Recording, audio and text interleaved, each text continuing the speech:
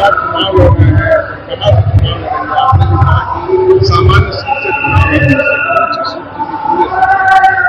देखिए, चिराग पासवान जी ने हमेशा कहा है कि बिहार उनकी राजनीति का केंद्र है, बिहार उनकी राजनीति का आधार है और बिहार और बिहारियों का विकास उनकी प्राथमिकताओं में है।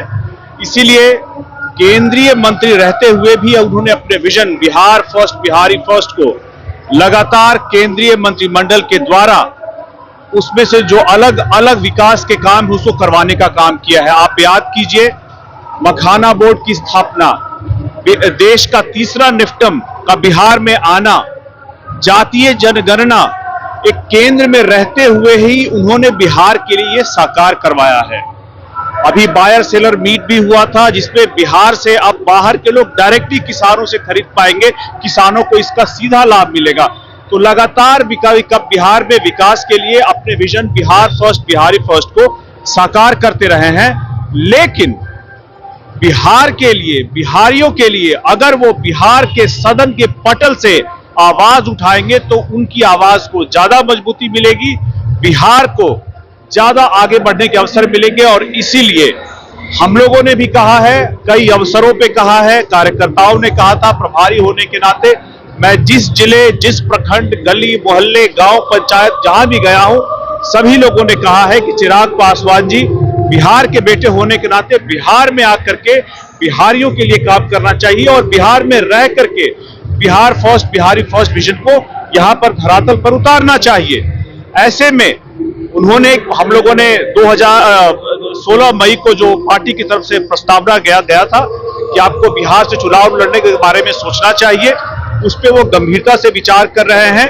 और चूंकि आप हर समाज के, हर वर्ग के, हर तबके के नेता है, तो बेहतर रहेगा कि इस बार आप किसी आरक्षित सीट से चुनाव लड़ने के बजाय आप सामान्य सीट से चुनाव लड़े, ताकि बिहार के सभी वर्गों में, सभी तबके में, हर समाज में यह संदेश जाए कि चिराग पासवान जी बिहार में सभी के हैं और सभी के लिए काम करेंगे। लेकिन बिहार बदलने की बात कर रहे हैं कि चिराग पासवान जी बिहार को बदलेंगे, स्वास्थ्य पलायन हो तभी चिराग पासवान ही करेंगे।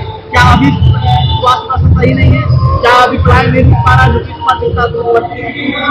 2005 में जब से नीतीश कुमार जी ने बिहार की बागडोर को संभाला है, उसके बाद से जंगल राज से निकाल करके ले आए हैं और आज बिहार और जितने भी बिहारी हैं अभी बड़ी ही उम्मीद के साथ उन्होंने जो विकास किया है यहां तक ला करके दिया है, जहां पर अपराध मुक्त करने का प्रयास हो, भय मुक्त करने का प्रयास हो, अलग अलग लोगों को यहां पर व्यवसाय, काम, हर चीजों से जो पहले बिहार में लालू राज में नहीं होते थे वहां लेकर के आए हैं।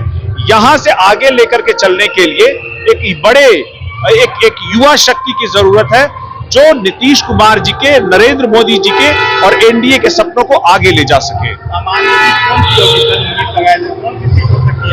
देखिए, हम लोग अभी सर्वे करा रहे हैं, हम लोग अपनी तरफ से प्रयास कर रहे हैं कि सीट को चिन्हित किया जाए। चूंकि हम लोग गठबंधन में है और गठबंधन में जब तक सीटें तय नहीं हो जाती तब तक इस बारे में कोई भी बात करना गठबंधन की मर्यादा को तोड़ना होगा। तो हम लोग एक बार आपस में तय हो जाएगा तो आपको भी बता देंगे।